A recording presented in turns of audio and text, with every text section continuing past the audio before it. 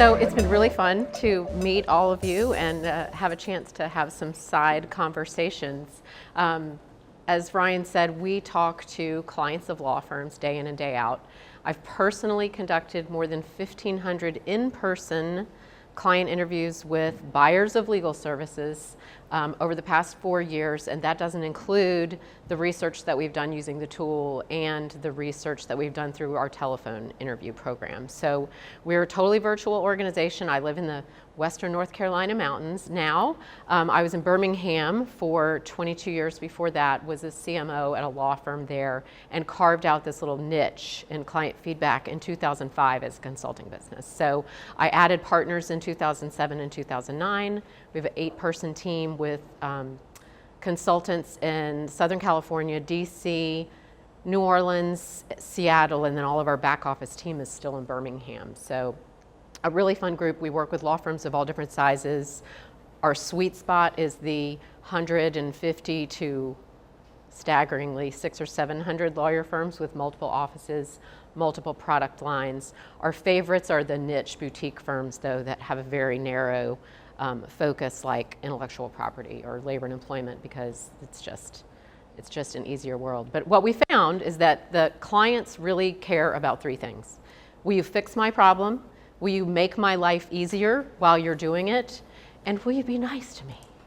It's really not that complicated. I mean, what we do is not rocket science or brain surgery. We're not constructing buildings, but the contracts that these attorneys develop are facilitating those things. So sometimes when I say we're not saving lives, there's no need to stress out about something, I forget it. So yesterday at our table here in the center, we had a little conversation about the obstacles of getting client feedback started. So I decided to share with you a video. We asked 4 in-house counsel, corporate buyers of legal services to talk about what they feel when law firms come in and ask them, how are we doing, and to get their feedback. So I'm going to share that with you before we get started. I think it would be very helpful for outside counsel to every once in a while seek our feedback in some form or fashion, something that wouldn't be cumbersome to me in terms of if I'm having to constantly be filling out surveys or something along those lines. But lawyers that do say, look, am I doing everything right? Can I do anything different that'll sort of streamline your process a little better? I think that'd be a great idea. When I think of the various firms I've worked with over the years, those firms and really those attorneys that are in the firms that seek that kind of feedback, and not just once or through a formal survey, but through ongoing dialogues, that's important. And I think being able to not just see that they're doing that, but that they're also acting on it, is when I look back where I've been able to establish long-term relationships with law firms, even as I may change jobs and not necessarily resource them as much or in the same way. The idea of having somebody else who probably doesn't know us as well touching base with us, it might add a little fresh perspective or make me think about things that I just took for granted and really evaluate those a little closer. So I think from a big picture, it can be helpful. In the 7+ years I've been at the company, I can't recall a single law firm who's ever come in and asked us for an evaluation. We have had some law firms come in and spend an afternoon with us kind of talking to us about what they're doing or what they'd like to do and take us to dinner. And I must say that is one effective way to do it. But I've never had a law firm yet call up and say, we want to come talk to you about how we're doing or what we can do better. They do want to sometimes know how they can get more work, but they don't have the flip side of what value they're adding now and what can they be doing differently. All right, so do you feel like your organizations, your clients are similar in their reaction to feedback and a desire to provide it? Just so you know, the last guy you heard from, Norman Jetmanson, they're all in the Birmingham area, is the Assistant General Counsel of Litigation for Vulcan Materials Corporation. Ray Perez, the General Counsel of Honda Manufacturing of Alabama, and the other 2 women, the brunette is currently, she's newly promoted to General Counsel of Southern Nuclear, and then the other woman is from Regions Bank. So definitely have lots of opinions about client feedback. And in our world, lawyers are very peer driven. So they don't want to make a decision about what to do as far as strategy, process, anything, until they go, well, what are our competitors doing? I don't know if your world is like that at all, but it's crazy because they want to be different, but they don't want to differentiate. And so they're constantly saying, well, what are the other law firms doing? Building dramatic loyalty is something that we feel like client feedback really helps you do, and to do it well. Have you read Harry Beckwith's books, Selling the Invisible and The Invisible Touch? Anyone? They're older books, not anything earth-shattering or new, but I love this quote because when I started doing client feedback, I called it client satisfaction interviews. And what I've seen is this evolution that being satisfied just isn't enough anymore. And lawyers are terrible salespeople. We used to preach that we want to create an external sales force out of our client base. And we want them to be out there recommending you, not simply giving nice references, but volunteering them. And I told this story at lunch yesterday to our table, but I was at a meeting with a bunch of in-house lawyers and private practice attorneys in Chicago, and one of the partners in a law firm in Detroit said, I really want to sit next to you at dinner. I want to talk to you about your old law firm. And he said, they stole a 40-year relationship client from us, and I want to know how they did it. And it was ThyssenKrupp. They were getting ready to do their facility in Mobile, Alabama. And I said, well, it's easy. The president of another German company with a very successful operation in Alabama, Mercedes-Benz, US International, is on a board with the CEO of ThyssenKrupp in Germany. And when he found out they were looking at that site, he said, don't talk to any other law firm. Don't talk to any other lawyer besides Lee Thuston in Birmingham, Alabama. And that CEO took it to heart. They never interviewed anyone else. They never asked for an RFP. They had a 40-year relationship with this firm, Foley and Lardner, and they didn't even get a chance to pitch for the work. So that kind of relationship loyalty is what we felt like we were able to really foster through a very robust client feedback effort at Burr & Forman. Nielsen and Company says that 92% of worldwide customers say they will trust recommendations over all other forms of advertising. And that's up from 74% in 2007. Why do you think that is? Social media, the internet, the World Wide Web. We're all critics now. My husband owns a restaurant, so everybody's a restaurant critic. You don't have to wait for the newspaper or the New York Times to come in. It's everyone else. So how do you get those recommendations? What are your clients saying about you when they're asked for a recommendation? Do you feel like your world is that heavily referral and recommendation driven? Yes. So lawyers are hired because someone calls a person they know, like, and trust and says, I've got a major real estate transaction that's going to have some really hairy environmental issues. Who would you recommend that I use? I've got a union activity going on in one of my facilities and I need some help navigating that. Who would you recommend that I use? They call their other trusted outside counsel, they call their contemporaries, their peers, and other organizations, and in some larger companies, they call their colleagues within their department.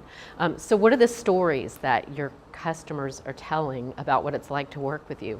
I did a client interview last week and the guy said, I'm getting great legal advice, but it is so painful to get there. Wow, what is one of the greatest recommendation comments you could give to any product or service? Who are you dramatically loyal to, Lee? I'm sorry to put you on the spot. I'd go with Apple. Apple? And why? What's the story? What do you say about why you're loyal to Apple? Because it works and it's easy. It works and it's easy. I told Rebecca in the ladies' room, I'm still driving to Birmingham, Alabama to get my hair cut because I am dramatically loyal to the girl there who cuts my hair. And I've lived in North Carolina now for a year and a half. I've tried a couple of different people and nobody measures up, so I go to Birmingham to get my hair cut. So, people are passionately and dramatically loyal to services and products.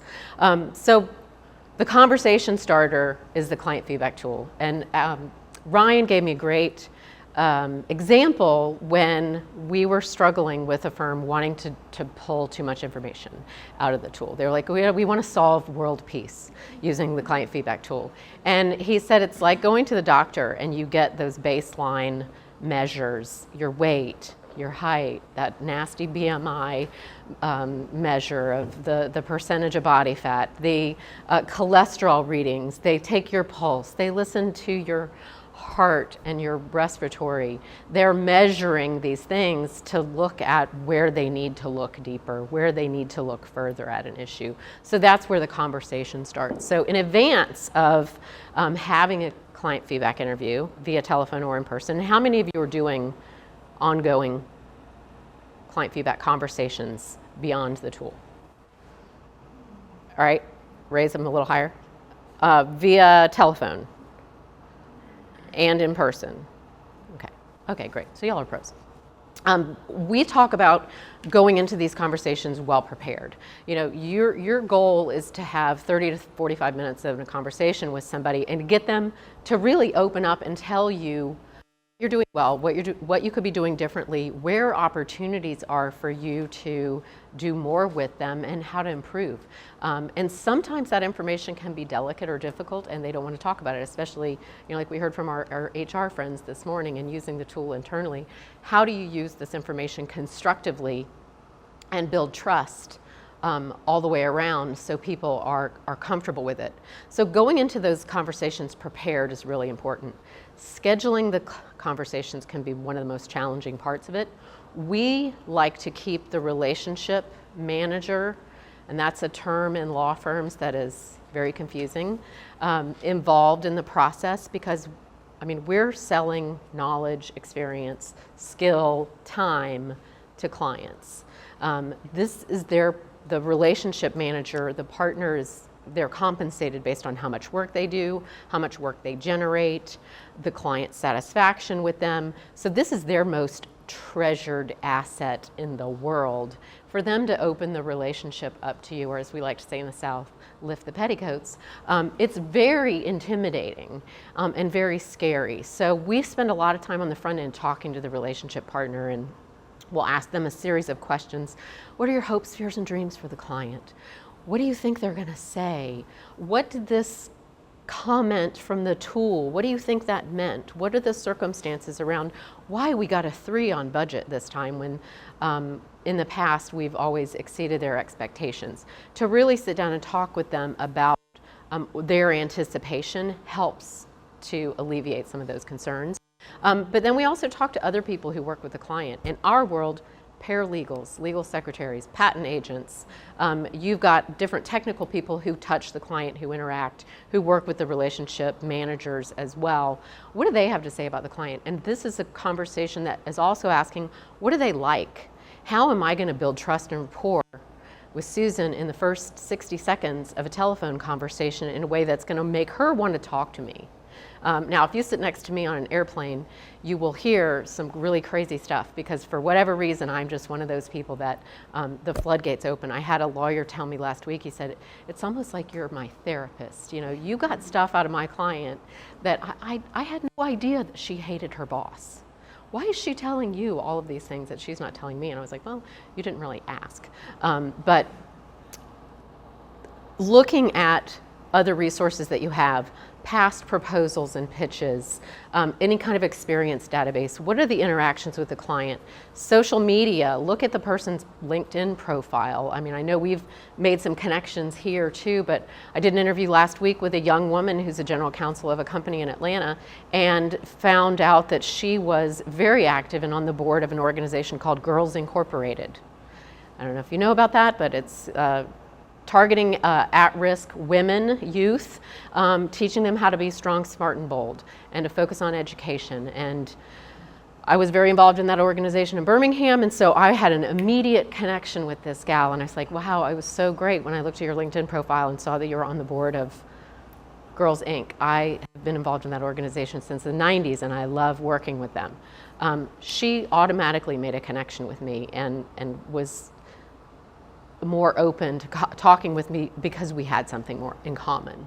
I'd also say if you schedule a meeting in advance, to do a quick news search the day of the meeting, just to make sure you're up to speed, or to have the relationship people that you talk to give you some heads up if anything has developed since you had a conversation with them. And then, how many of you have used DISC or iSpeak or other communication styles? So one of the quickest ways to build trust and rapport in an interaction is to adapt your way of communicating to the interviewee's preferred style or dominant style. It doesn't mean you have to go out and test everybody. You're not going to be able to. But in using, what is it, Darren said, common language is important to really have some sort of, if you already use this mechanism or something similar, this is the I Speak Your Language tool. But just quickly walk through it. Most of the people you're going to talk to are likely thinkers and sensors. Most of the people that I talk to are sensors. Most of the lawyers that I deal with, 72% of all lawyers are probably thinkers. So what does that mean? Intuitors are CEOs that are entrepreneurs, they're design people, they're probably a lot of architects. They are big idea people. They want to throw ideas at things. They want to brainstorm. They're very creative types. They will talk quickly, but talk for a long time. So if you schedule a 30-minute interview with an Intuitor, you might talk for 45 minutes. It's typically going to go over. Some of the challenges of dealing with Intuitors is that they tend to be indecisive because there's so many other ideas to explore. They don't necessarily want to get to a solution or make a decision. The analytical, process-oriented engineers, accountants, lawyers, a lot of the people that you work with and talk to like to be indirect. You would think that lawyers would be confrontational because of the nature of their work, but they're some of the most indirect people. They're highly risk averse. You know, they don't want to take a chance, they don't want to gamble, but they're very rational. They want the facts laid out. They might come to a client interview with you when you're following up after you've seen results from the tool and have the printout and have made notes and have talked to people. These people hate to deal with me, because I fly by the seat of my pants a lot of times, and I will change a plan. And you know, yesterday I changed the presentation idea, the things that I was doing. And so the thinkers, the lawyers that I work with, I have to be very careful. My first 2 to 3 years in my law firm, my first name was, pardon the language, damn it, Meherg. Because the managing partner would call me to his office and say, damn it, Meherg, Joe Stewart is upset with you. So-and-so is upset with you. What did you do this time? Because I did things differently. I had my desk at an angle in my office and not at perpendicular to the wall the way it was supposed to be. I really flew all over some of those thinker lawyers. So you have to be very careful in letting them process information and move a little slower. And Eleanor's going, oh, I can see that now. Having worked with me for half a dozen years, you're probably not going to see a lot of feelers unless you're talking to HR folks, although there are a few. These people are focused most critically on the relational aspects of everything. They'd love to have harmony. They don't want to get somebody in trouble. They're going to be very cautious about providing feedback because they don't want to hurt somebody's feelings. Again, I don't think you're going to see a lot of these people in the conversations that you have, maybe.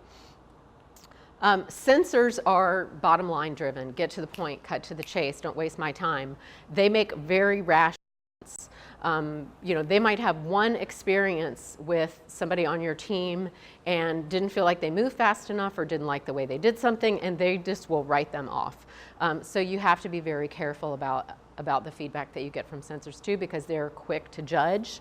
But these are fun people. You know, they like to get things, they like to make things happen. They are very, very results driven. They're going to move fast. So just as a quick visual for you here, the people at the top, the intuitors and the feelers, are more subjective. The people at the bottom want more facts. They're more objective. The people on the left side of the square, the intuitors and the sensors, talk fast. They like to move quickly. They will shift gears very quickly. They drive the people on the right crazy because they're very direct too. So feelers and thinkers are much more indirect. They'll say, well, you know, it could be a little better if and the sensor's like, man, I need the information in 3 bullet points. I don't have time to read a legal memo or a long document, or I don't want to see 25 pages of plans. I want your recommendation and what you do if you are in my situation. So you need to slow down and be more cautious when you're talking to feelers and thinkers, and you need to get to the point. Quick story, I love to ask the people that work with the client what they're like. How do you communicate with them? What do you think their style is? How do you typically interact? Do they send you emails? Do you talk on the telephone? Do they like FaceTime? And they always give me some pretty good insights. But one day I was interviewing the head of litigation for Yamaha, the division that makes the four-wheelers. So she's an engineer and a products liability lawyer expertise. So very, very technical and focused. So I am expecting a thinker, sensor, very short interview, and I walk in the woman's office and there's a shrine to Alan Jackson on one side of the credenza, and behind her desk is a shrine to her multicultural adopted family. Pictures of the children and all this, and I'm sitting there going, I got nothing on Alan Jackson. I don't know anything about it, but I realized, oh my gosh, she's a feeler. And so I immediately talked about the picture of her family and said, wow, from where did you adopt these girls? They're beautiful. I was adopted too. 3 hours later, I had a tour of the Yamaha production facility and more information about the client relationship for a West Coast-based law firm that was doing products liability litigation for her around the country and wanted to know more about the business. So really, it's not always as it seems, and you have to be a little bit adaptable as you go into it. Like every effective meeting, having a purpose. I'm here to seek your feedback because we want to serve you better. We have never had clients just flat out refuse to participate. I've had people say it's not a good time. I've got a deal closing, I've got a board meeting I'm trying to prepare for. I would be happy to do it after tax season, but never had people just say, you know, I don't really think there's going to be any value to me in having a conversation like that, because as the tool presents, it is about making their life better. We're going to serve you better. We're going to be more efficient. We want to know the preferences that you have in working with us. So they're always open to the conversation. We ask for 30 minutes for telephone interviews and 45 minutes for in-person interviews. Almost always they go over, but we honor that time contract in the meeting. So I know you said you had another appointment. I'm happy to wrap things up, and they usually always have more to say. Be honest, ask open-ended questions, and I've got several handouts with some sample questions to share with you that we use in legal, but they're very applicable to your world as well. Adapt to your communication style. Don't be married to a script. I have a hard time with lawyers trying to do this because they're trained to do depositions and to cross-examine people, and that is not what this conversation is all about. It's putting the other person at ease, making them comfortable to share information with you. And if there is corrections that need to be taken, asking for their input and participation. And in the feedback world, we don't always feel like we have to solve the problem on the spot. You might be investigating a low score alert and a comment that you've seen, and you're trying to dig a little deeper to uncover the story behind it, what's really going on. So it's okay not to fix the problem in the moment. You may have to go back and deal with your technology team or a project manager or someone else. How many of you do the interviews yourselves? I know a group said that the project managers do some of the conversations, but what What formats do you find helpful? You're talking about in-person interviews? The in-person or telephone interviews, follow-up from the client feedback tool. Our firm's virtual like yours, so most of the client interaction is on the phone, web meeting kind of thing. So we have a project manager-driven follow-up and start the conversation usually with an email, and then if necessary, talk on the phone about resolution. One size fits one is kind of our mantra. It depends on the circumstances, it depends on the situation, it depends on the individuals involved and the feedback that is provided. My recommendation would be, you know your team, you know your people, send in somebody who's going to be a good interviewer. In our world, we have found that because of the nature of the lawyer outside counsel relationship, in-house counsel relationship, it's usually better for the person with the primary relationship to be detached from this conversation. They tee us up, they introduce us, they invite them to participate, but that there is a sense of security about giving feedback to a neutral third party. As you heard Ray Perez say, somebody who's not in the thick of it at day in and day out, it causes us to give a different perspective. When I was in-house at a law firm as a CMO, I did those interviews for my law firm. Sona's and her team, they do a lot of client interviews internally as well. We end up supplementing a lot of client feedback there too. And this is fun. This is getting to know the clients. As Mike said yesterday, it's about the relationship. You know, the tool is the first step in really building that trust and building those relationships. So I usually go out with a lot of managing partners to kind of help prepare them to do these conversations on their own. And the first thing they say is, wow, that was really fun. I learned so much about our client, things that I never had any idea that were important to them, that they were doing. So, you know, it's not an intimidating, threatening process.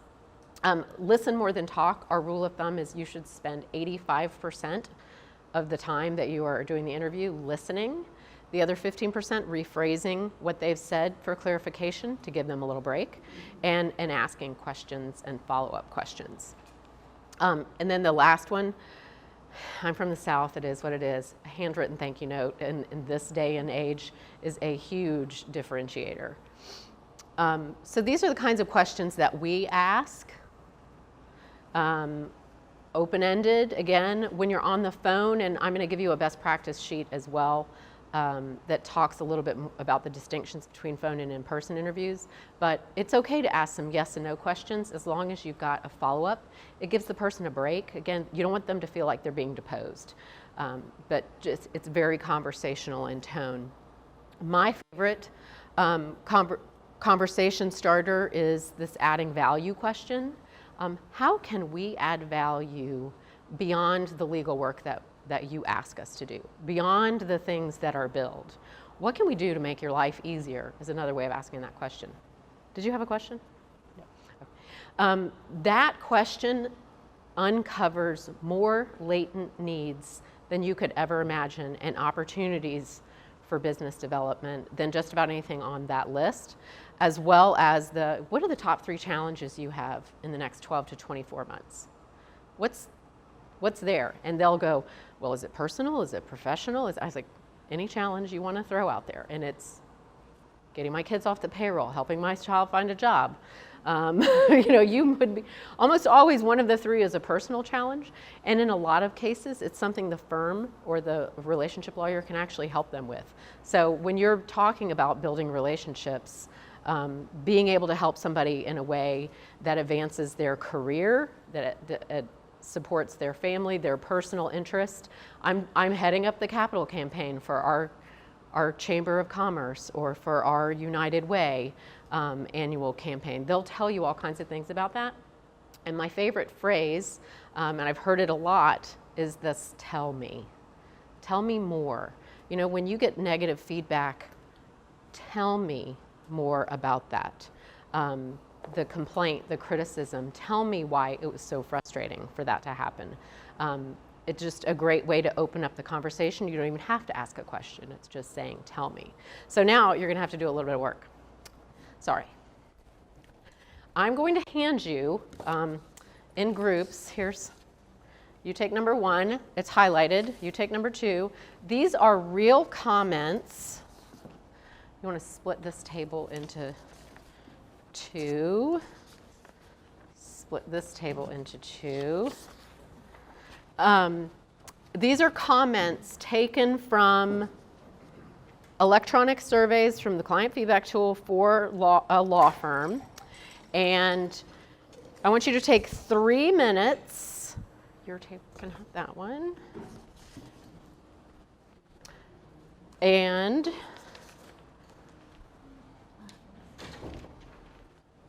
come up with 1, 2, or 3 questions to help start a conversation. Some of you have high scores, some of you have low scores, some of you have open-ended comments, but just quickly take 3 minutes and talk about how you would start a conversation based on the comment provided. So if you gave, this table, will one of you share? All right, great. Read your comment too, or tell everybody what comment it was. My biggest challenge is semblance of best construction design agreement that will hold the test of time. So we sort of agreed that we would start off with that last question, such as tell me more about that challenge, and they'll open up and kind of discuss why it's been a challenge and kind of the details about it, and then we could follow up with, so define for us what you consider the best agreement, like what's your definition of the best and how it would help. I love that. And to also define for me, what do you mean by will withstand the test of time? Because that's kind of pie in the sky. So great job. All right, now I'm going to ask this table. So I keep picking on you. You want to do it, Rebecca? I'll read the question and read our answers. So ours was number 3 for quality, and compared to other firms, it is in line with another firm that we use and superior to a few others. Right, so we got a 5 on that, not that scores matter, but generally a positive score. And we would start by thanking the client for taking the time to put some thought into this question, and then we'd ask them to tell us what they were thinking in regard to quality that made them rank us above a few other firms. How did we do on quality that pushed us above some of the other firms? And then those firms that scored higher than we did, that they viewed were delivering more on quality, what could we do as a firm to move us up on that metric? What would they like to see? What would that look like? What puts us over the edge? Great to move us up. And that's a question that we ask. What causes you to recommend other firms? What firms are you regularly recommending and why? So a great one. So that was it. You just had to work at the end there. I will quickly talk about delicate feedback. You know, the initial reaction is to get defensive, to explain why something happened, to rationalize it all. But, you know, they really just want to vent. So it's okay to just let them go and ask more questions and to say, tell me about it. You don't have to solve the problem right in the moment, but you do have to talk about a plan and to talk earlier about what they had talked about earlier on the constructive thing. The question is always, how can we take this information and be constructive with it? So, you know, let them know that that's your goal. You're not going to go point fingers or shame somebody or get them in trouble. No public flogging for the complaint, but to talk about, my next step is to come up with a constructive solution to it. So, all right, that's all. We have more questions. All right, thanks.